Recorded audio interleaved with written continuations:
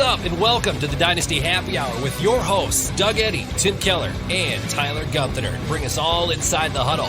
Whether it's in season or off season, this is your spot for the best and in-depth Dynasty fantasy football advice. So let's not waste any more time and get right to it with Doug, Tim, and Tyler with another Dynasty Happy Hour. Hey, welcome back to the Dynasty Happy Hour. It's Doug, we've got Tim, and we've got Tyler. The Triforce is back, and we have a special guest this week. He is the captain of the yacht club. He is the head possum himself. It's Christopher Harris. We're live on YouTube and Periscope. Chris, how the heck are you? I'm very well. Thank you for asking me to do this. I'm really happy to be here talking to you guys. Absolutely. We've got a really good show lined up. We're going to talk about some fantasy news. We've got our stats and stuff segment. We're going to go on over some underhyped, overhyped, or properly hyped in the Dynasty community. And then we've got a little Dynasty trade calculator game that Tyler's going to go over. But first, we got a word from our sponsor, and it's Dynasty Owner. Chris, I believe you're familiar with Dynasty Owner, correct? Yeah, I am. They're a sponsor. I know those guys well, Paul and Tim, and I'm so psyched to play this year on Dynasty Owner. It's a cool format. Can I just say what it is? Do you guys have an official script you have to follow? You go for it. And are you going to be in the podcast league, quote unquote? I don't know. I mean, they set up one where 11 of my listeners are in a league with nice. me. Okay. That's all I know at this point, but I'm open to anything. But it's cool because Dynasty Owner, it's a Dynasty league, but the valuation under the salary cap is based on the actual player contracts. So Patrick Mahomes probably not nearly worth what Lamar Jackson is in that league because Jackson's still under a Cam Newton, dirt cheap. Yeah. Right. All I'm saying.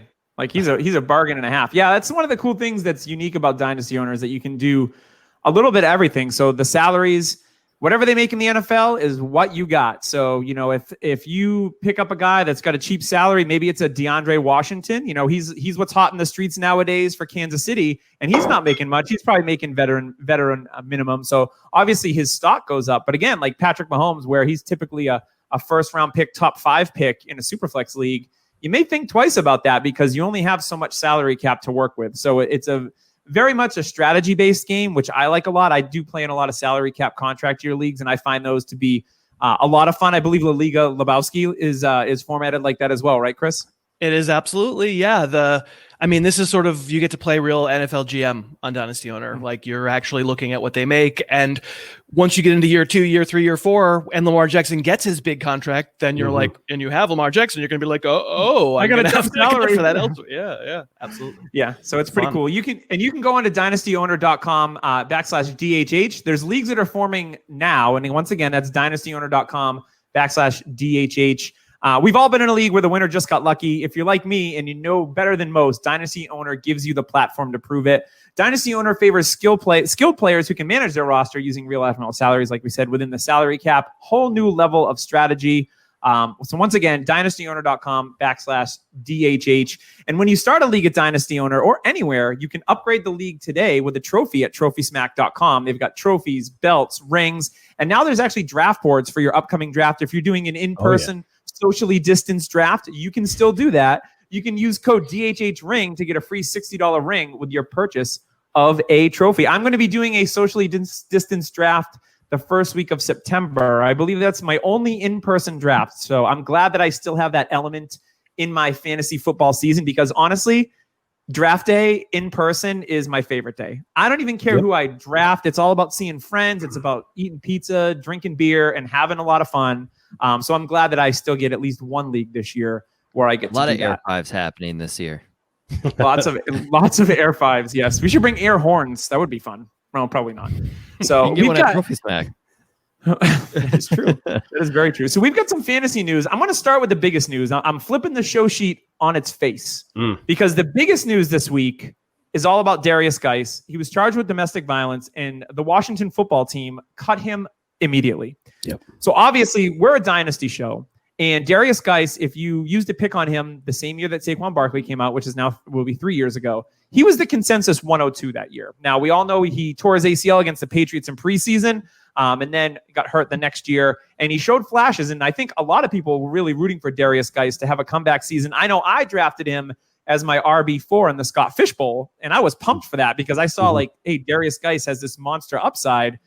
So now Darius Guice is out of the picture. I believe he needed to be claimed by 4:00 today if a team did claim him. There was no news on that. So I don't know if it's just, maybe a lapse. Don't know if any team actually claimed him or not, but that's regardless. I want to know, Chris, the Washington backfield, now you have 38, 9 million year old Adrian Peterson, who is still kind of capable, I guess. But, we're a dynasty show. So Adrian Peterson is an afterthought because of his age. Sure. But everyone is talking about Antonio Gibson. He was very popular in rookie drafts. A lot of people have given him he could be David Johnson, or maybe he's CJ Procise. We don't know. Receiver turned running back. And they have J.D. McKissick. They have Peyton Barber, everybody's favorite boring running back from Tampa last year. So I want to know, are you kind of just avoiding this backfield altogether, or are you one of the guys that's kind of on this Gibson train, limited touches, but, ton of upside and athleticism? Let me know what you think about Washington's backfield. I mean, I wish I knew more about Antonio Gibson. We're all sort of speculating. Sure. I'll be completely honest with you. So first of all, I'll be completely honest and say, I consider myself kind of like a quasi NFL. Like I watch all the film, so I have a pretty good sense of what these guys all look like. And I'm not really a college scout. So certainly watched highlights, but of Gibson at Memphis, and like everybody looks good in their highlights. And especially when they're, when they're running against the future gym teachers of America, like he was fantastic as a hybrid, mostly wide receiver towards the end of the year, running back, good, except for it was like the younger version of me trying to tackle him. I don't know what exactly that means. Right. But Brett Coleman, you guys know, runs the Film Room YouTube channel. He's a regular guest on my show, and he came on 2 weeks ago, and this is before this Guice stuff happened, and really raved and said, I think he's the truth. I think there's a future where maybe he is David Johnson or some animal that we've never seen before in the NFL. And my counter at that time was like, yeah, but what if he's Cordero Patterson? Like, what if he's Ty Montgomery? Just one of the kind of jack of all trades, master of none kind of thing. And so Brett turned my head a little bit. I respect his opinion, and I had already raised Gibson up in my season ranks and my dynasty ranks for, to get him ahead of Peterson in redraft, and then obviously already was ahead of Peterson in dynasty. And now with Guice out of the picture, I would hesitate to hit the accelerator on him too hard for a dynasty league that you were really, looking ahead the next 1 through 4 through 5 years, because the situation won't always be so wide open as it is right now. Like if it turns out he can't play, which none of us really know, fantastic athlete, freaky guy, but we've got plenty of history in the league of guys who came in with great athletic pedigrees and couldn't play, then that Washington's going to get someone else next year, and he's not going to have such a wide open field anymore. But yeah, I mean, if I'm doing a rookie startup right now, is he a first round pick? I think he's maybe at the turn, right? I think he deserves to kind of maybe be in that 10 through 14 range is probably fair. And maybe that's a little high, but I think, you're also bottling, I like to say when we talk dynasty, well, this year counts too, right? You don't mind winning this year. And you're packaging the possibility that he's the truth, that they want to use him like McCaffrey, that all of a sudden you've got a 200 touch player who could go for 1,300 yards and 10 scores. And my God, like that's the kind of upside that Tua probably doesn't have in year one. So obviously it's a huge, I'm sorry, I'm sort of filibustering, but it's a huge boost to him. And remember there's Bryce Love there as well. We just haven't seen him run in 2 years, and I don't know the state of his knee, but Gibson's the clear winner. Yeah. I think it's pretty wide open. We'll go to his player profile, who I saw the other day. There was a surprising part to his player profiler. And he's 6 foot, 228. He's built like a workhorse back. He's got the size. He ran a 4.39 at the combine, which was a 98th percentile. His speed score is 122.8, which is a 99th percentile. And then you look at his best comparable, which isn't everything, but Joe Mixon is his best comparable. And if you have a running back that has that type of upside, I'm saying it's not going to be Joe Mixon. Chris loves him some Joe Mixon. I know that for a fact. I do love Joe Mixon. He's got that upside to him, the pass catching upside. I mean, this guy had 77 touches in college and scored 12 times. Like he ran for over 10 yards a carry last season in Memphis. 33 carries, over 300 yards. This guy is electric. He hasn't had many touches. So depending on how this Washington offensive line is and how it can it can be stable. If that's the fact, then Dwayne Haskins can take a next step. Why can't Antonio Gibson be an RB2 for your team this year? Like why is that out of the realm of possibility? I'll just answer the question with a question, which is how many like zone runs would he has to read a defense has he ever run in his life? And I would say it's probably close to 0. Mm-hmm. It's going to be tough to have him run the full playbook right away. But I think you guys are probably saying this, and everybody's saying this. If you're just thinking about 2020, the rookies or the young players in general could be really different in week 6 or 7 if we get that far compared to what they are in week 1. I mean, he might get it right away. It's not brain surgery. Like it's a certain amount of feel, and it's a certain amount of being able to sort of convert what you see to a cut that you can make. And he's got all the ability in the world. So kind of like what we saw with Miles Sanders last year. Like he struggled at first, like making, not picking good running lanes. You're like, why did he go that direction? He should have went that. And then he finally started to get to, I think, to the speed of the NFL and really feel comfortable. Right. So no, you guys are making a really solid point about this year. And it's funny, like for Dynasty, you go, it becomes all the much more feast or famine because like I said, if it hits, well, the field's wide open. It's him and whoever for the next 3 or 4 years. But if it doesn't hit, he's worthless because this situation that we're seeing that opened up unexpectedly all of a sudden closes. They'll get someone else next year. Yep. And there's going to be a absolutely epic free agent running back class, most likely. Plus the draft is going to, I mean, we don't know what the draft is going to look like ultimately, but with free agents, guys like Dalvin Cook, Aaron Jones, if they don't get re-signed, Mixon. Yeah, I mean, there's going to be a lot of guys out there. So yeah, one of those guys could go to Washington, and then Antonio Gibson was like, he was a cool thing for a little while. That's part of the fun in Dynasty is do you jump into that do you jump into that abyss or do you kind of stay away from it? So those are the fun decisions that you have to make, when you're looking long-term. Redraft is a little bit more fun because you can jump into it and then, you can course correct a little bit more. In Dynasty, it's a lot more difficult. No love lost. You don't marry them. You just date them.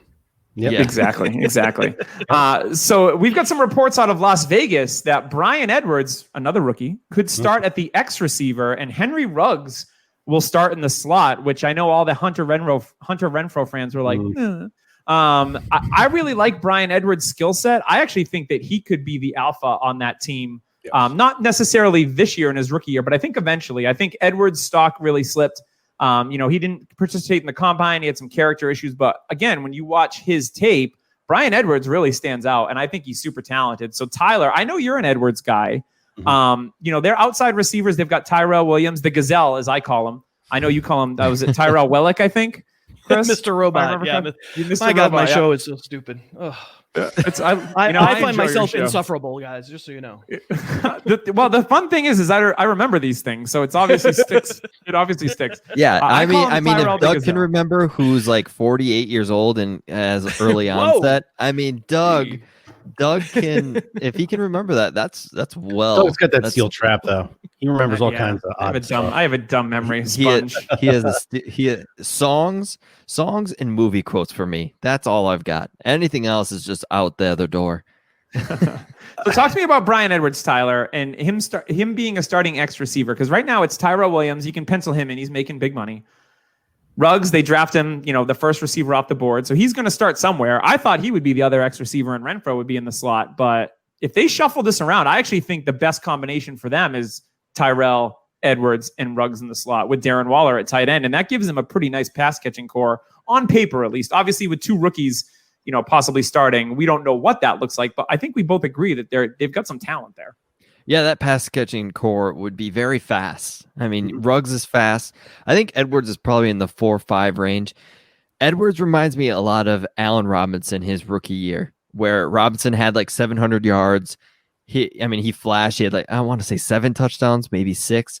But everybody was on Marquise Lee. He was the first receiver drafted before Allen Robinson. Everybody was on Marquise Lee. That could be Ruggs. I think Ruggs is a way more talented player, and I still love Ruggs. But Bryan Edwards, his skill set is almost spot on to Allen Robinson, a guy that can run good routes, a guy that can win in contested catches, a guy that can still go deep and beat you. Like, he's got that speed and explosiveness. And his only issue was the ankle injury that he had. And that's the reason why he didn't go through the combine. So if that's all healed and he's good to go, why can't he come in week 5, week 6 and just take over from there? And if Carr's saying he reminds him of Devontae Adams, and that's a good sign. And Devontae Adams, I mean, he wasn't what he was coming in from Fresno State, but I mean, that's a great comp to have if you're going to be comped to Devontae Adams. And Devontae Adams was pretty polished still coming out of college. Yeah. Yeah. Any thoughts on that, Tim? Yeah, 100%. We have to remember that Mr. Edwards here is the guy that broke Alshon Jeffrey's, reception record for South Carolina. He played 10 games his senior season, had 71 catches, 6 touchdowns in that 10-game span. This kid is the real deal. I think he comps to be a team's number 1 receiver. When I heard this news of Ruggs going to the slot, I thought maybe this was the team attempting to push their quarterback away from that, hey, let's just get 7 yards of play and move it down the field and try to force Derek Carr into maybe taking more of those shots. You put that speed guy in the slot. Obviously, like you said, the Hunter Renfrow truthers out there, with the sad face. But Hunter Renfrow is not the speed guy. He's the, hey, I'm going to read the defense. I'm going to see if they're in zone. I'll find the opening. I'll sit down in the soft coverage, or I'll use my very quality routes to create separation. And he was kind of that safety blanket. Putting Ruggs in the slot, I feel, is going to push Derek Carr into hopefully pushing the ball down the field a little bit more. And they'll be able to use, Williams on the one side and Edwards on the other. And hopefully this offense can get into some high-flying action. Yeah, I think Derek Carr last year was definitely timid. But at the same point, like, they had a lot of injuries at their wide receiver group at the end of the season. You look at who was on that team, and you're like, like, I can see why he was struggling, why Darren Waller was just sapping up all the targets and getting 90 catches in his breakout season. Yeah. So, and speaking of tight ends, so Panthers coach Matt Rule talked up Ian Thomas, saying it was Thomas's turn at the tight end position. Now, Tim and I have been Ian Thomas guys since the jump. Chris, I don't know how you have Ian Thomas ranked. He's one of my guys that you can take in the double-digit rounds that could end up being a tight end 1. Now, I know a lot of people say, well, there's a lot of mouths to feed in Carolina. I totally understand that. But I think his game lines up with what because of the Panthers? Yes. I think his game lines up really well with what Teddy Bridgewater does on the field. And Ian Thomas, the man has hands the size of baseball gloves. I think he has like 12 or 13-inch hands, which is just an absolute crazy stat. So I want to know your thoughts on Ian Thomas, and do you think he's a potential breakout tight end this year?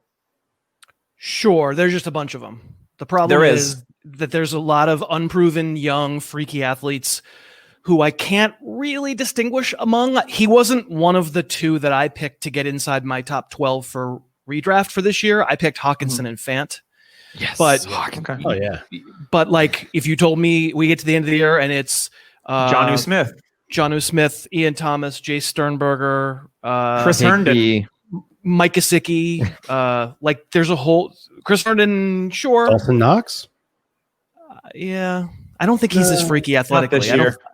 I don't think Knox is quite the speed jumping sort of freak that those other guys are, but could still break out because tight end is awful, obviously. But but Ian Thomas, I would never give the too many mouths to feed argument. Like, it's fine. Right. He has a pretty specific thing that he's going to do. It's a bunch of seam stuff, and Bridgewater will probably use this. Like, I can't tell you on a week-to-week basis because I can't tell you any but like 4 tight ends what they're going to do on a week-to-week basis. Like, there are going to be every single tight end we just mentioned, all these young, exciting, freaky upside type tight ends. Every single one of them is going to have a 3-target game, and we're all going to be like, why do we have these people? Because that's not what the NFL is. Welcome to the tight end position outside of the top 4 or 5 guys. That's right. Like that's not what the position really is anymore. The position, if you can't be a glorified wide receiver, then you're probably not playing. And if you are a glorified wide receiver, congratulations. There's a lot of other wide receivers on your team, and there are going to be some weeks where the ball just doesn't find you. Like, we're very frustrated with all the wide receiver threes out there too. And, the tight ends sort of basically are that. But I think it's still a good call on Thomas in that, when coach is saying it's his turn, or for example, when they're saying Henry Ruggs is going to begin in the start in the slot, like, I don't exactly know how to even translate that. All that means to me is like the first play of the season, Henry Ruggs is going to be in the slot. Like, I don't know that I see, we told you. Yeah. I don't know necessarily think that means, and that was the day it was determined that Henry Ruggs run 80% of his routes in the slot. Cause that would be dumb. If the Raiders do that, it's stupid.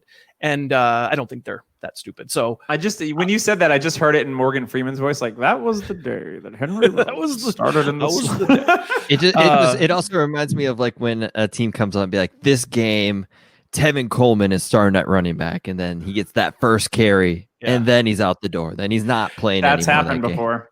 We've seen it happen. The Matt Breida, I wrote about this in the Almanac thing that I do about how early in the year, before the season started, Kyle Shanahan talking up we got 4 guys, but Breida's the one who stands out, who's been here the longest, who knows the system, who is probably chief among equals kind of thing. And then we got to and Breida had pretty much been the number 1 guy for a couple months. And then we got to the game where Breida wound up taking a back seat. He wasn't hurt. He just sort of took a back seat. Nobody really ever figured out why exactly. And they interviewed Shanahan in the locker room afterwards, and he goes, yeah, I don't know, I guess we just got away from him, as though he wasn't the guy who made the decision. He didn't. Right. That is weird. You reporters are right. That's odd. I just forgot about the guy. I don't know if you knew this, Chris, but you're on the podcast with Tim, who might be the OG Matt Breida truther, by the way. He was on Breida early in his college career. Of Georgia Southern. I saw this small school kid, and I was like, man, I think he's got the juice to play in the big league. So, well, he's right. He's the fastest man recorded on the field next to Tyreek Hill and Will Fuller. Yeah. I think was the other one, and Devin McCourty, I believe. Us Patriots fans. I don't think that's true. I think that last one was not the truth. No, he's a Patriots fan. That pick six he had in Buffalo, I think he hit like 21 something miles an hour. Just saying. So, fun fact. This is my stupid sponge brain. The wind was with him, and it was like pushing him. Right. Well, all the Bills fans were booing, and it propelled him even faster to the end zone. That's exactly what happened. Oh, that was fun. So, support for Dynasty Happy Hour this week is brought to you by Manscaped, who is the best in men's below-the-belt grooming. Manscaped offers precision-engineered tools for your family jewels. I love that rhyme. They obsess over their technology developments to provide you the best tools for your grooming experience. It says manscaping accident. Is Tyler? Is there something I don't know? No, there's no accident, but man, okay. I was going to say the things that you get with a perfect package. The deodorant is now a mainstay at my house, house, and I use it every day. So that's almost worth everything that you get in the box. And the Lawnmower 3.0, I mean, that thing cuts through. The Lawnmower 3.0, yes. Everyone has them in Wakanda. The Lawnmower 3.0, I would tell you, I was surprisingly quiet when I used it. I actually used it to shave my chest over the weekend. Fun fact. And it was the first time I used it, and I was like, wow, this thing is really quiet, and the battery life was good. And I know so Chris, we had Liz on the show a couple weeks ago, and her mind was blown that this thing came with a LED light as like a headlight. Actually came in handy, not gonna lie. She's like, wait a minute, it has a light on it? And I was like, yeah. In case you're out camping and you don't want to go next to the fire, you don't want to get real close. You can scare off a bear. That would be real terrible. Yeah, you can scare off a bear with it, possibly. So Manscaped has redesigned the electric trimmer. They spent 18 months perfecting the greatest trimmer ever created, and they just released a new and improved Lawnmower 3.0. The third generation trimmer features a cutting-edge ceramic blade to reduce manscaping accidents. It actually looks plastic, but it is ceramic, and I think that's what makes it really quiet too, is it doesn't have that metal, that things that are grinding together. 90-minute battery time, which is absolutely phenomenal, so you're not going to have to charge it after every use. It's water resistant, so you can bring it in the shower if you like. Does have that LED light, and they've upgraded it to a 7,000 RPM motor with, get this, I love this term, quiet stroke technology. Oh, yeah. They're going for it. And let's not forget about the charging stand. So you can just plop it right on there. Super easy USB charging stand.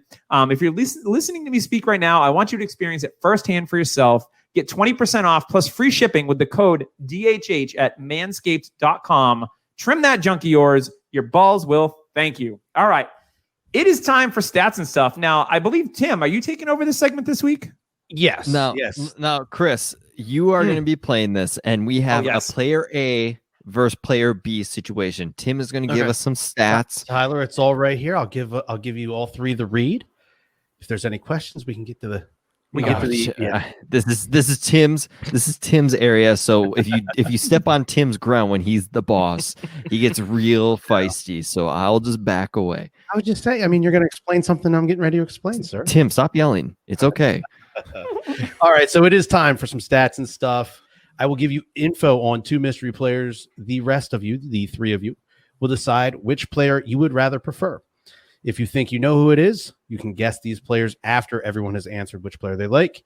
I will then reveal at the end who these players are. So, player A. It does not give me positions for either player, but player A is 25 years old. In 2019, they had 5.8 receptions per game, 9.2 yards per target last season, one top 12 finish in their career. They have a current startup ADP of 30th overall. Player B is a 27-year-old football player who had 5.2 receptions per game last year with 8.5 yards per target and has had 3 top 12 finishes in the past 5 years with a startup ADP of 75. So Tyler, I'll go to you first. Which player do you prefer?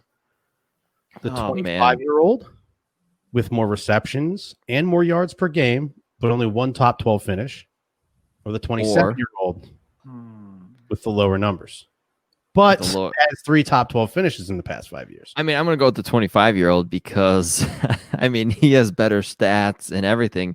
The top 12 finish doesn't bother me as long as they have a little bit of consistency, which it seems like he might. Okay. And the fact that he's 30th overall in ADP, I know we're trying to stay away from that word with Chris here, but I would have to think that means he's actually pretty good. And a 25-year-old, I mean, my guess would be Calvin Ridley. Okay, Doug, you have a preference on the players? I think I know who player B is. Okay. So I'm going to go with player A because player B, if I'm correct, I think I like player B if it's who I think it is, but I think that their dynasty outlook might not be as bright as player A, who I think I might know who both these players are, but I'll divert to Chris for his player A or B take. Okay, so Chris. Yeah, I don't remember any of the numbers. You threw like 8 numbers at me at once. You think you guys are old. Let's move on. I think it's probably fine. Just move on. Okay. So Tyler, you guessed who for player A? Calvin Ridley. Calvin Ridley. That is incorrect. Doug, you said you think you might know who both of them are. So I think player A is Chris Godwin. That is incorrect. Okay. I mean, he only had one top 12 finish. I think Godwin had 80 top 10 finishes last year. No. One top 12 finish like at the end of the season. In a season. I believe is what we're talking about. Yeah. Yeah, I believe it's a season. I believe player B. Can I guess? Go ahead. I'm pretty confident player B is Keenan Allen. That is incorrect as well. Before this game, before the script writers sent me the names, I did have player B. I will say I guessed player B correctly. It is Jarvis Landry, player B. Okay. 27 years old, 5.2 receptions per game. That makes sense. 8.5 yards per target with 3 top 12 finishes in the past 5 years. Okay. Player A, we went with a different position. We went with a running back for player A, Austin Eckler. Oh, you tricky dick, you. Eckler, I love that. Never would have guessed Austin Eckler there. Give me Eckler all day. You guys are not on the Eckler train. Eckler is the poor man's Christian McCaffrey. 3 years from now, I can tell you that Jarvis Landry 100% should still be in the league. Austin Eckler, probably. I'm gonna record you saying this, and I'm gonna send it to Eckler's Twitter, which we've all seen how yoked Eckler is. Don't do that. Don't ever do that. I would never, and you guys know that. But I know you wouldn't. I'm not trying to wish any ill will towards the gentleman. Just that running back position it takes a toll on these guys. These guys' career, average length, especially at the running back position, is not very long. Chris, what's your take on Austin Eckler in Dynasty? Do you think, he had the one big year last year? We don't know no Phillip Rivers. They draft Josh Kelly. We don't know what Eckler is going to be, Right. How are you forecasting Eckler this year, at least? And I certainly am much more interested in him this year than I am for Dynasty. Sure. And I'm the same way. Right. Like I have him probably in a standard league RB 11 this year, in PPR probably like maybe 9 or 8, something like that. Yeah. Like I'm holding my nose saying it.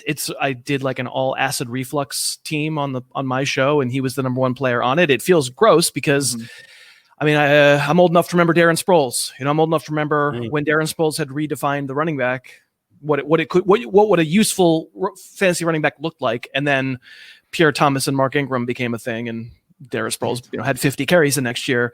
That's probably not going to happen to Eckler this year. But here's my worry: who carries it between the tackles on that team?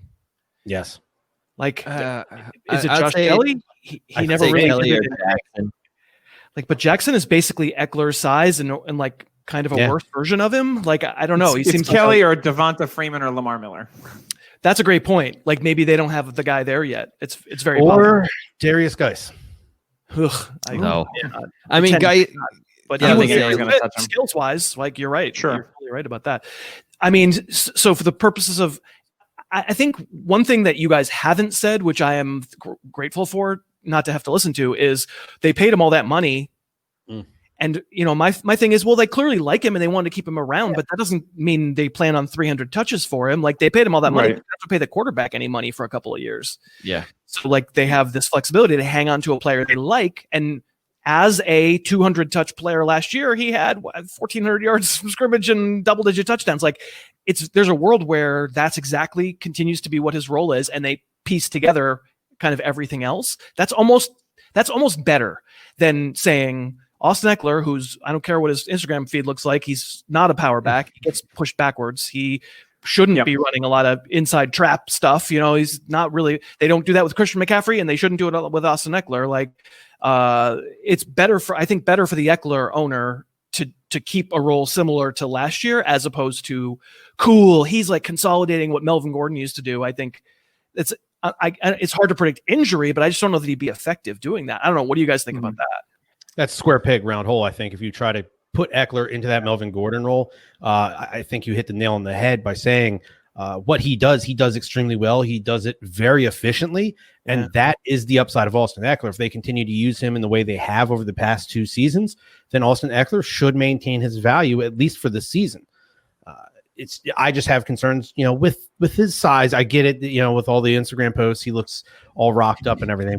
But let's be honest. Compared to the rest of the men that play in the NFL, he's not a large man. Can I ask you guys' opinion? I'm sorry to interrupt. Can I ask you guys' opinion something about that? Because I make a lot of hay about tiny bones, about how running backs who have tiny bones, I'm not that interested in the little guys who get treated like they're the Danny Woodheads and. Right, exactly right. And frankly, McCaffrey, and so far I've been terribly wrong on McCaffrey. Maybe he's Barry Sanders. He might be the exception to the rule. Yeah, that even proves the rule. But so there are a lot of people who then hit me back on Twitter or wherever, and they'll say, "Sorry, there's been research done that says the running back size is not correlated statistically with injury. Big guys get hurt, little guys get hurt, everybody gets hurt at running back," and that may be true, but my response to that, and this is what I was wondering if you guys could react to, since you have a dynasty, you're really thinking about now and the future, specifically on this show, which is great. It seems to me that the fact that there isn't a statistical correlation doesn't imply that littler running backs wouldn't get hurt more if they were used like the bigger running backs, which most of them aren't. Matt Breida has been a little bit. Philip Lindsay definitely has. McCaffrey clearly has, but there aren't that many. Whereas, so these littler guys who aren't getting hurt, they're not getting hurt because they're not running between the tackles. Does that make sense? Yes. Right. I would say another one that I actually do like is Devin Singletary, who's a smaller guy. He's about 5'7", and I know he had the injury before the season, but in season after he recovered from that, he looked really well between the tackles. But he's also like a thick 5'7". You know what I mean? If you were going to go by weight adjusted size, if he was 5'10", he'd be 220. So right. I think if it's going with that, you kind of have to adjust the weight to his size. Like say if like a Michael Turner or a Maurice Jones-Drew, like these short, thick. Like Kadri Olesen reminds me of those guys. Random name to bring up, but on the Falcons, Kadri Olesen is that short, stocky, bowling ball-esque type of player, and I think those guys don't. Yeah, Maurice Jones-Drew. Josh Jacobs. Mm-hmm. Yeah, everybody had issues with Josh Jacobs coming in because he's only 5'9", and he 220 quite well. Like truck. I mean, Clyde Edwards-Helaire is 5'7". Clyde Edwards-Helaire is very short, but he's also a thicker back, and I think Benjamin. Yeah, if you're thick in the lower part of the body, I think you can withstand the hits. And I mean, if you've got those tiny, like Darrington Evans, who isn't a thicker back that I do like, I think he's going to be kind of stuck in that pass catching back role, to where if he's going between the tackles, he could get snapped in half. I think Chris brought up a good point up there that a lot of these smaller backs, these scat back types, get used on the swing routes, get used in the passing game more. They get used don't take contact. On the sweeps. And if they are taking contact, it's by the secondary. You got some big hitters, at the safety position, and a couple corners occasionally remember how to tackle. But if you're that guy that's running it between the tackles, you're feeling those linebackers, you're feeling those 300-pound defensive linemen wrap you up, drive you to the ground. That's where it comes in. Is the defensive tackles nowadays are like 350. Yeah. But the difference is linebackers are about 220 now. They're not the 250 bulking. They're also running very fast. So and you get that deep tackle around your ankles, standing you up, and you got this 230-pound linebacker running a 4.5 directly into your chest. Whew. Yeah. I mean, the bottom line is like I sidetracked the Eckler conversation into something bigger, because I have to admit, it's a bias that I have that says I want to see how the Chargers use him this year. But if they are planning on giving him 275 to 300 touches, I think I'm less interested in him for Dynasty. Yeah, I'm all about it for pass catching. And if he's your RB2, he's going to have a very safe floors. That's the reason why I like him, because of his pass catching ability and the targets I think he's going to constantly get season to season. And if he only carries the ball 100 to 150 times but gets 90 targets, I love that. I absolutely love that, and I think he will last. Yeah, that's the real question. That's the real question. Like, do the Chargers play it McCaffrey like and just say, "Kid, the world's your oyster. Go to it." Like, that's going to be awesome for this year, and people are going to love him. And I think I'm going to feel for Dynasty. I think I'm going to feel the opposite. Yeah, and it's interesting too. They draft a guy like Josh Kelly who's like good at a lot of things, but not like special in any way. Whereas like the Panthers, like it's just McCaffrey. They have not addressed like even a backup. They're just like, you know what? We're rolling Christian out there. He never gets hurt. He does his thing. He's perfect. Godspeed. Where the Chargers are like, yeah, okay, of course they paid Eckler, but they're like, you know what? Maybe we should bring in this kid who's got some talent that can take some of that pressure off, or maybe be our 2-down guy. So for me, Eckler. I write an article every year called Imploders, guys that don't live up to their ADP. And I have Eckler as one of my imploders this year, because I just see like, I don't know, there's something about the absence of Phillip Rivers. There's something about, again, his size and stature. I think he's a great player when he's on the field. It's not about the player itself. It's about the ADP and being able to pay that off. So I'm skeptical on Eckler, definitely this year, and especially in Dynasty, because again, I try not to invest in guys, like you said, that are that scat backy role. They have their roles on your Dynasty teams, but if you're relying on him to be a RB1 or a high-end RB2, like, no. Yeah, if he's your only RB over the summer, so yeah, if he's your only RB, you need to find somebody else to put in front of him that is that stud running back.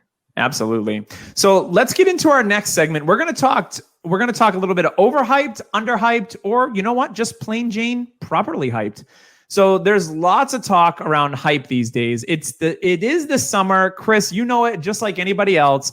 This summer we don't have as many training camp videos of Terrell Pryor's one-handed catch where his ADP goes up 30 spots, unfortunately. But the hype behind Clyde Edwards-Helaire, obviously from the Damian Williams opting out of the season, Just from last week, CEH has been ballooned in redraft, especially, and even in Dynasty, where he was already getting pretty high stock. So let's talk some divisive players and which are too hyped or not hyped enough, or the porridge is just right. So the first one I want to go over is the QB position. He's QB8 in startups, ahead of Joe Burrow, Baker Mayfield, Tua Tagovailoa.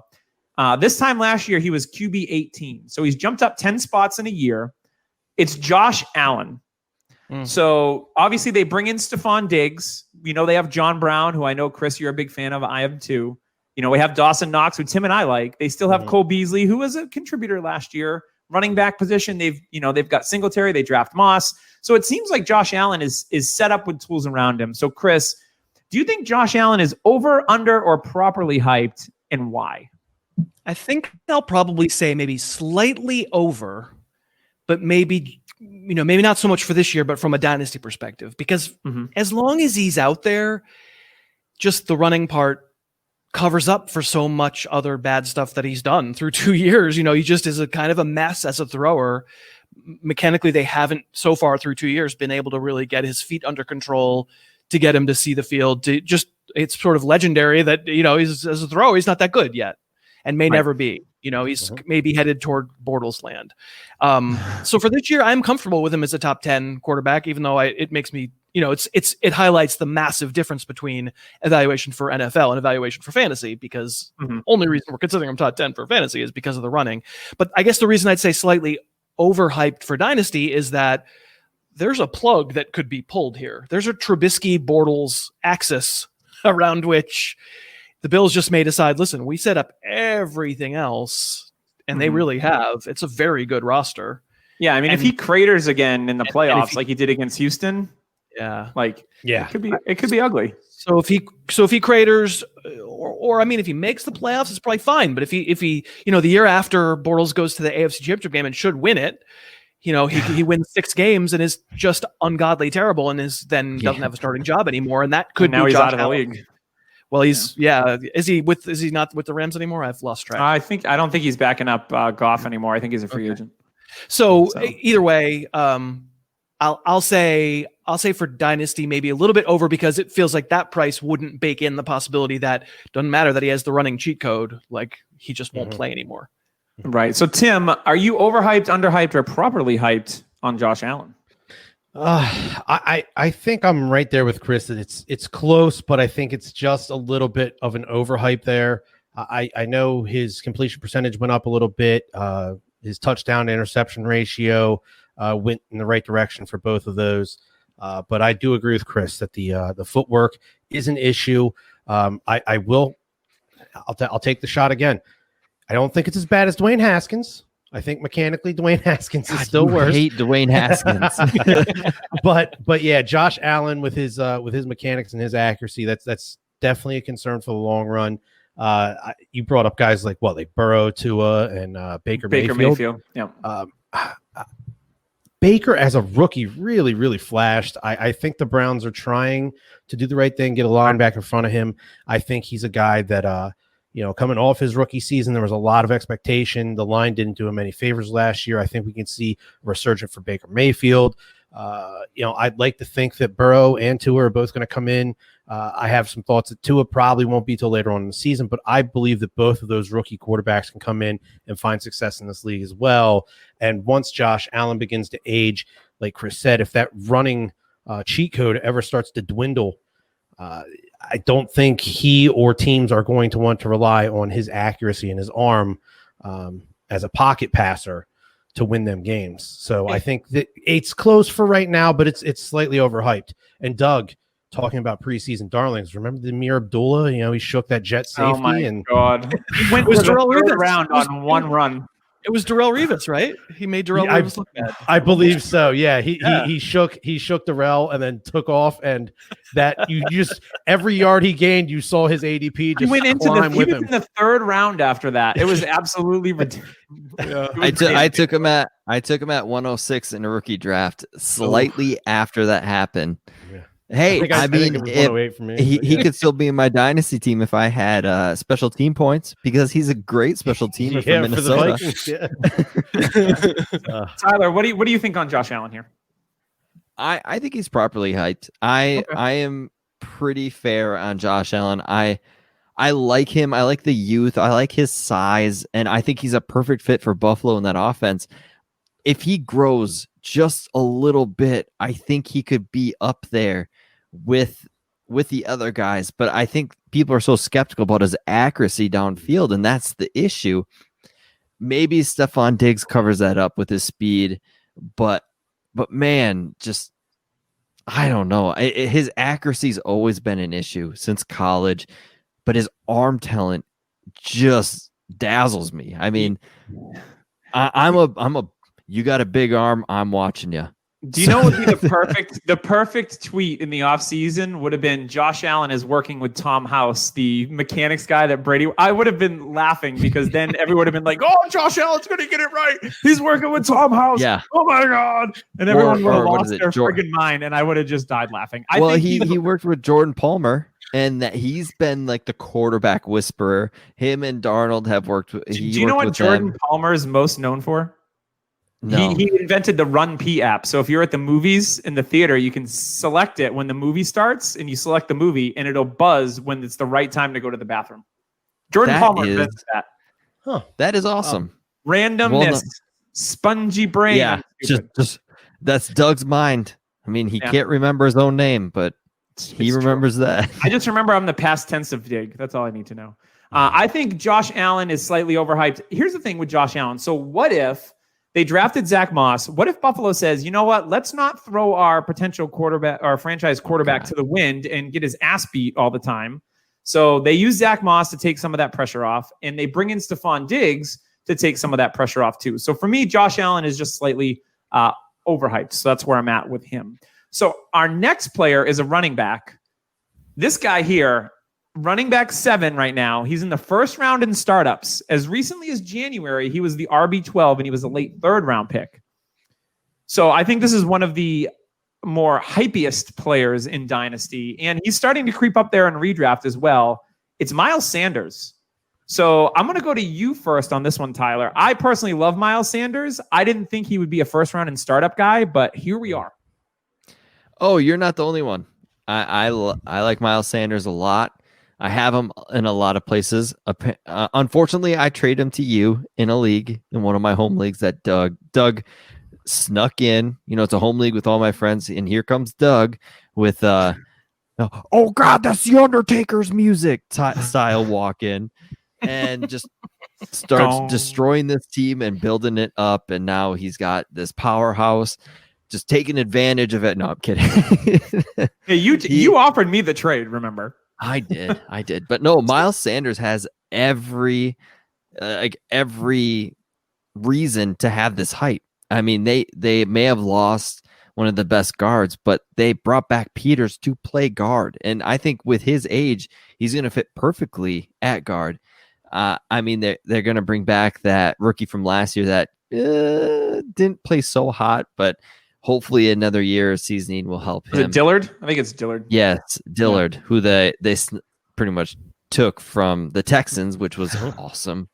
Yeah, they did. But I mean, Sanders has the pass catching ability. His pass pro has been way better since he was not good at it at the beginning of the year. And his decision making, like we talked about earlier in the podcast, is night and day.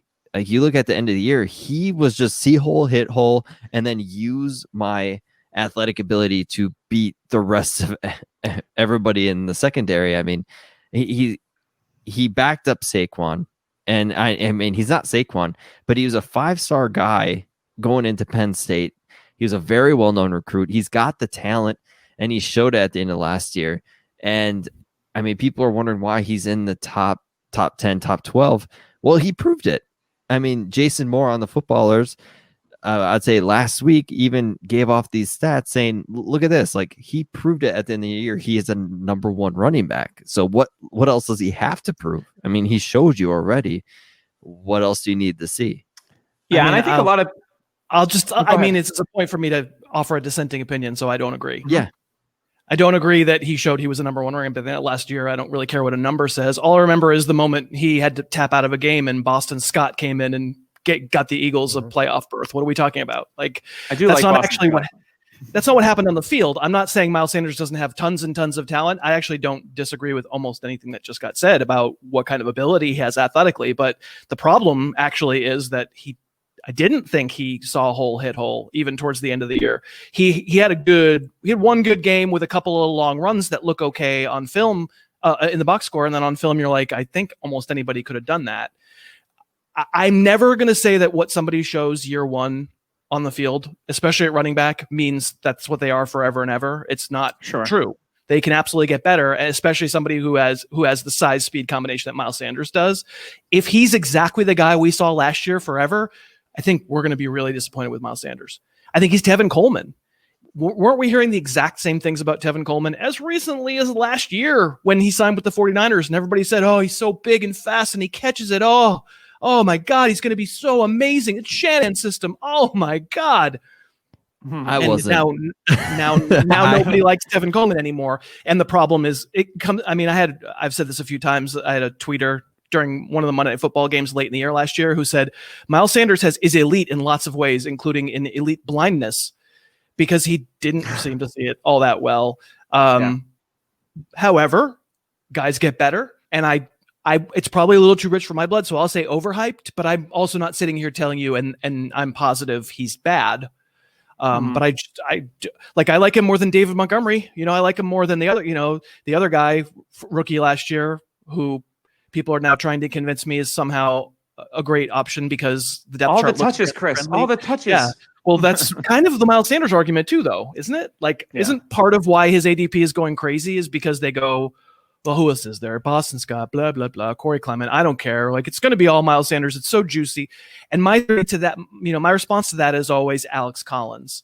My response is always if you can't play, if you do wrong stuff on the field, there's always someone else at running back. So go ahead. Sorry. The only way I would be happy if Miles Sanders fell into his face is if Corey Clement came back and just dominated. No. I am the biggest Corey Clement fan. When he scored a touchdown in the Super Bowl, I thought Tyler's head was going to explode. It did. My head was exploding because I'm a Patriots fan, like Chris. I am too. Was just so mine was exploding for the other reason. Are you kidding me? Yes. Let's not forget the fact that he looked very good when he was healthy. So let's not do this. Maybe deep stash. If you have 48 roster spots on your dynasty team, the deepest of leagues. Boston Scott is also kind of an interesting stash because in the end, that I agree with. We all sort of think Miles Sanders has been anointed until they signed Devontae Freeman or someone else, right? But for now, it's well, who else is there? These little scat backs. I'm not so worried about them. But I'm telling you, if a running back proves that they can't play, if a running back fumbles a bunch, which Sanders didn't do last year, but certainly had problems in college, and or if they just continually hit the wrong hole and continue. Of course, they're going to pump him up now and say we think he can do it, and maybe he can do it. But if he doesn't, it might be interesting for free to own some of those other guys. So it sounds like Chris has him overhyped. Tyler, you have him properly hyped. I have him slightly overhyped. I think the thing with Sanders is that people really buy in. They overly buy into the ceiling of a player, the potential ceiling. They see this massive potential, but they kind of don't see really high. It's really, they don't, in this case, it is really high. Sure, but they don't. Part of it is the risk that goes with that, and for him to get in the back end of a first round startup, that's a little pricey for me. So Tim, where do you stand on Miles Sanders? Are you over, under, or just right? Well, my head was also exploding when Corey Clement caught that touchdown, but that's because I'm an Eagles fan and I was exploding out of joy. So all four of us. Mine was because I love the player's biggest fan and Eagles fan and the Pat what a tilting play. But to respectively go back at Chris here, sure. He mentioned about him being Tevin Coleman. Tevin Coleman has never caught over 32 passes in a season. Miles Sanders caught 50 as a rookie. Again, what you see as a rookie is not the end-all be-all, but he's shown the ability to catch 50 passes a season. If he, from week 1 to week 16 stays healthy, can maintain that lead role, he could see something along the lines of 65, 70 catches just in PPR scoring. That's a very big thing too. And if you look at his splits from last year, he had that one huge game against Buffalo. He had like 3 carries for like 100 plus yards or something. He had 3 massive runs against the Bills. Nick Chubb game is what we call that. The 3 carries for over 100 yards. Yeah. I mean, so that kind of threw his mid-season, his second quarter of the season rushing averages up a little bit, but you see his yards per carry climb throughout the season. So even if he maybe wasn't making correct reads, he was making smarter decisions out there on the field. So if this time with these Zoom calls and film, things like that, if he can just hopefully continue to grow in the areas he needs to, I do agree that he's slightly overhyped. If I could get him in the beginning of the second, middle of the second, I'd feel a lot better than that, because I do think the late first, you're paying for that upside. You're paying full price for what he could be. Yeah, that's actually a good question for when I brought up Nick Chubb. Who would you guys rather have in Dynasty, Nick Chubb or Miles Sanders? Because they're probably going around in the same area. Chubb. I think Chubb's the more talented player. Chubb's one of the best running backs, just pure running backs. Oh yeah, this guy is an absolute animal. His vision, his power, his ability to make guys miss. Elliott is one of the best pure runners. Chubb's right there. I don't see Miles Sanders leading the NFL in rushing, and Chubb, I can see a guy like if you told me like easily. Nick Chubb could lead the NFL in rushing, I'd be like, yep, absolutely, I can see it. And the crazy thing that I just want to bring up Nick Chubb against, I think we all love Chubb. Let's not forget his horrific knee injury, and you still probably are never going to see what he could have been. Like his knee injury was so bad that I still think he's about 80% of what his talent could have been if he never had that injury, which is insane. Like that's insane. And then we'll probably be talking Nick Chubb 101 for season upon season upon season. Might be. So, next year we might be. No Kareem Hunt, we might be. Let's see. Next year. Love Nick Chubb. So before we move on to our last player here, before it was a Nick Chubb game, it was an Isaiah Crowell game. Remember those big Isaiah Crowell? Like he's like, oh well, his yards per carry is 5.9. Or he had like 75-yard runs like 3 weeks in a row or something stupid. And I'm like, that's just skewed. Remember when he was out of here? Remember when he was a Raider and people thought he was going to be the guy for a little bit with the Raiders? Yeah, and then he got cut. Right? He got hurt. I think he tore his ACL. And then they let him go. So poor Isaiah. But that was my guy before Chubb, was those long runs. That just reminds me of Isaiah Crowell from a few years ago. So our last player, we'll go through this one a little bit quicker, so we're getting tight on time. This player was wide receiver 12 in startups, going very early third round as recently as January. Now, after this player was traded, he is wide receiver 21, and now he's going in the 5th round of startups. He's still only 26 years old, coming off a 1,100-yard season that relied on a higher average depth of target. So it's Stefan Diggs. So do we think he can thrive with Josh Allen in Buffalo? I know Stefan Diggity is probably one of the most talented receivers in the league. He's my just the tip player. Like I don't ever think we're going to see Stefan Diggs' potential in fantasy or as an NFL player, even though he's extremely talented. So for me, he's always frustrating to own because you're like, this kid is such a good route runner. The talent is there. He's nicked up. Like I just want Stefan Diggs to be like, have an Antonio Brown type season. Because I think Antonio Brown's on another planet, or was, and probably still is, but mentally. Mentally. But Stefan Diggs from a capability and just his ability to run routes, the hands, everything. I just don't know that we're ever going to see Stefan Diggs as much as we want to. So Chris, I'm going to go to you on this one. Is he undervalued? Is he overvalued? Is he just right with his new Diggs in Buffalo? I'd say undervalued. Especially in Dynasty, because we're presuming that we know what Buffalo's situation is 2, 3, 4 years from now. Like it could be a better version of Josh Allen that we're maybe not expecting, but would be happy to be surprised by, or it's someone else. And maybe it's where Aaron Rodgers winds up because that Jake Fromm. No, Jake Fromm, State Farm. So give me the guy who's unbelievably talented in Dynasty League at a discount from what he would be if he were still with the Vikings. He's probably close to fairly rated, maybe even a little underrated for this year, but I think for Dynasty, people are overvaluing situation. I agree with you 100%. Tim, what do you got on Stefan Diggs? I'm with Chris. I think the guy's got an immense amount of talent. So let's pretend the DeAndre Hopkins trade never happened, and let's pretend that Stefan Diggs instead was the receiver that went to Arizona, and you pair him with a guy like Kyler Murray, who has really flashed his rookie season. I think Diggs' ADP probably rises. It probably goes the other direction. Maybe Christian Kirk. So I mean, I get that we just kind of all talked about the issues with the quarterback's accuracy and his footwork and all those sort of things, but we also talked about how quickly a guy like Blake Bortles went from almost going to the Super Bowl to being a backup player in this league.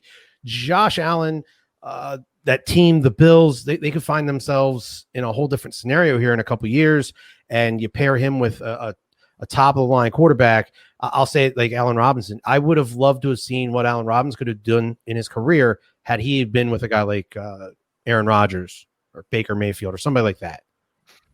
He looked like Jerry Rice. I don't No, I mean, you're talking the GOAT. So, Tyler, what do you got to playing with Trubisky and Bortles? So Tyler, Let's be you're a Minnesota fan. So what do you think about Diggs' outlook with the Bills and his hype value?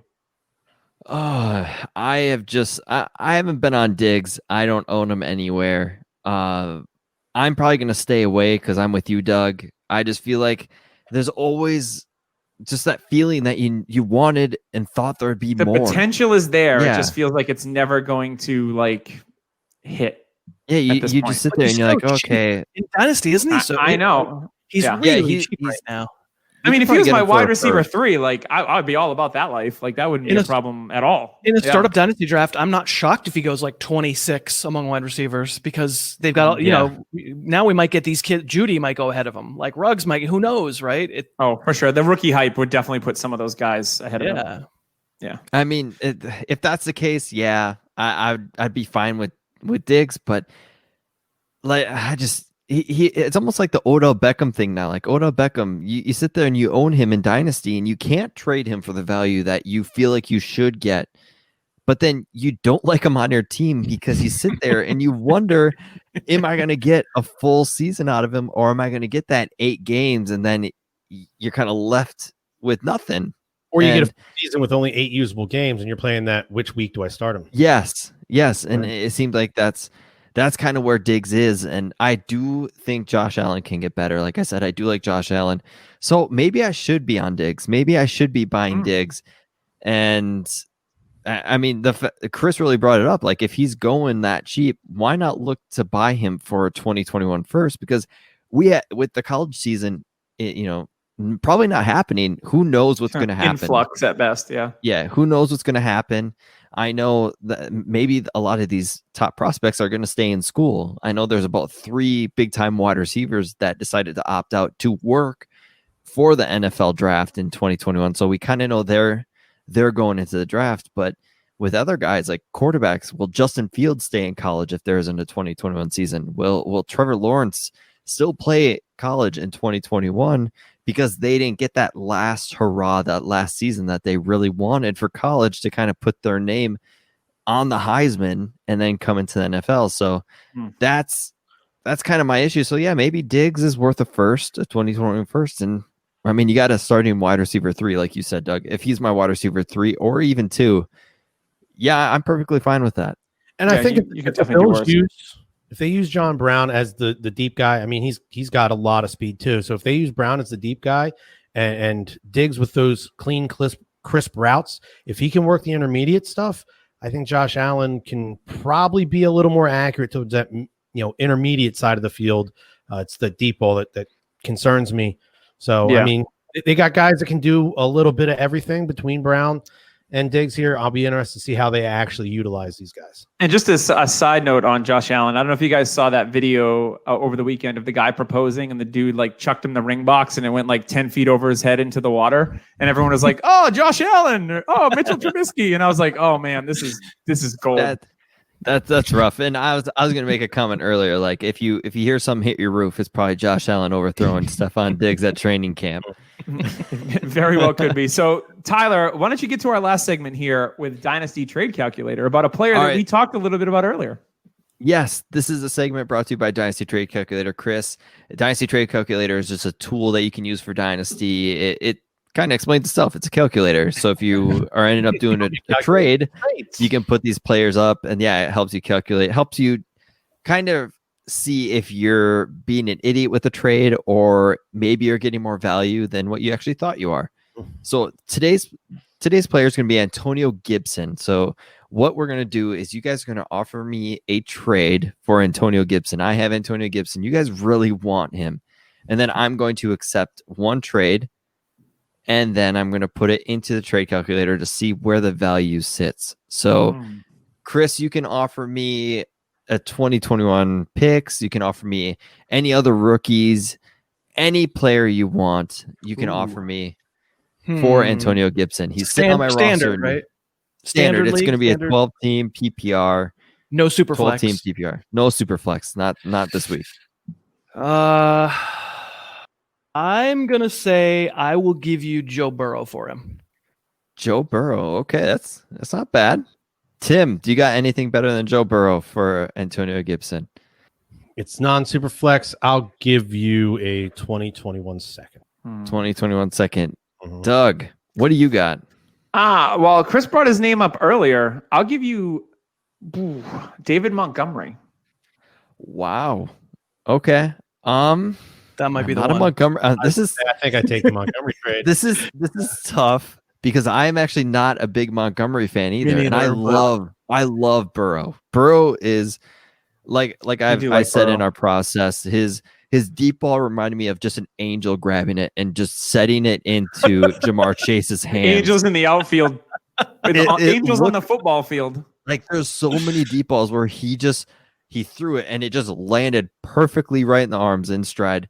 I think Chris could play the Christopher Lloyd role. That would be great casting. Angels on the football field. Yeah, let's do this.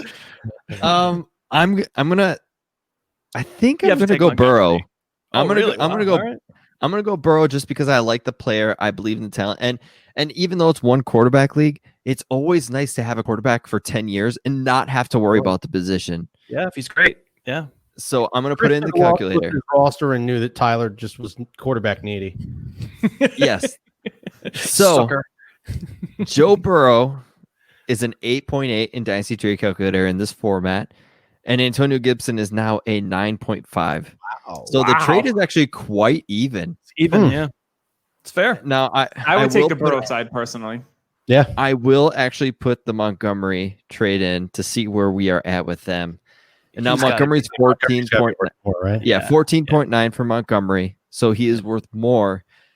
And yeah, I mean, the trade for me was strictly just based off of my love for Burrow and how, even though it's a single quarterback league, like in a home league, it's a salary contract league. I just made a trade. I was very deep at receiver, and I traded DK Metcalf for Kyler Murray. And I had trouble at quarterback, so I needed a quarterback really bad. It's a home league. Home leagues always, I feel, value quarterbacks way higher than they should. So, I mean, if you have a stud quarterback for years upon years, it's always nice. And Burrow could be that. But yeah, like you guys said, the Montgomery one is also fair. And I could see that getting done if you can add a second. So if you have Gibson and a second, I could see you trying to get Montgomery in that way. But yeah, that was a fun exercise. Chris, I think you nailed that trade. That was pretty close. That's probably the closest we've seen in this segment so far. So once again, if you want this help, go to dynastytradecalculator.com. Sign up for the calculator. It's a great tool to use. Don't use it as a Bible. Don't show people, hey, this is showing you should do Use this it deal. as a guide. Use it as a guide, and that's what it's there for. And speaking of guides, remember, Manscaped has a guide for all your manscaping action. 20% off and free shipping with code DHH at manscaped.com. So that is going to wrap us up this week. Chris, the stage is yours. Tell us what you're going on. I know you have the Almanac, which is your labor of absolute love. So tell us a little bit about it. Tell us what you got going on. I believe you're 5 days a week now on the pod as well. So just word vomit all over what you got going on and where we can find it. You nailed it. 5 days a week now. I just listen. I mean, I think if people looking for a daily podcast, I've been doing it for a while now, and people seem to like the show. Just go to harrisfootball.com. Yes, let's not forget the Fantasy Underground was honestly the biggest thing that got me into Dynasty. Chris, oh, that's great. It was like the first, because I was all redraft, and then I was told about this Fantasy Underground, and it's where you dug deep into these prospects, and I'm like, wow, this would be really fun to do, like full time. And you brought up Dynasty a lot, so that is where I got into Dynasty and where I kind of reached more into the podcast world of Dynasty nerds and DLF. But Fantasy Underground was the thing that really got my brain into this addiction. So if I have to thank anybody for my addiction, Chris, it's you. You were his enabler. On the Very next nice. episode of My Strange Addiction. all that really means is I'm old, but thank you. Oh, we're all aging. And I just want to give a shout out in the chat. Sean Leeper says, Chris, my Yacht Possum shirt is fire. So They are the best. he's- They are great. He's supporting the show. Thanks again for coming on. Make sure you check out harrisfootball.com. Check out Chris's podcast. And Redraft, the Almanac is an awesome tool if you're looking for I think the thing that I like about it, Chris, is your personality comes through in your writing, and it makes it a lot of fun to read, where a lot of draft guides are just kind of dry and just kind of boring. I think your personality comes through, and it makes it a joyful read. And you can just tell the amount of time and effort that you put into it. So thank you for doing that every single year. And I hope every year we see the Almanac coming out. So if you're listening now, you're playing Redraft, make sure to go buy that, harrisfootball.com. It's pretty awesome. So thanks again, Chris, and we will see you next week on the Dynasty Happy Hour. That's all the time we have for Dynasty Happy Hour. If you're looking for more fantasy football advice, be sure and follow the guys on Twitter. Doug at DuFantasyFather, Tim at DHH_Tim, Tyler at DHH_Tyler. Check out DynastyHappyHour.com for rankings, articles, ADP, shirts, and so much more. Need a question answered on the show? Hit the guys up on Twitter at DynastyHHPod, on the contact link on the site, or by email, DHH@DynastyHappyHour.com. Music is brought to you by the Fantasy Hitman Mike Wright. We'll catch you back here next time for the Dynasty Happy Hour.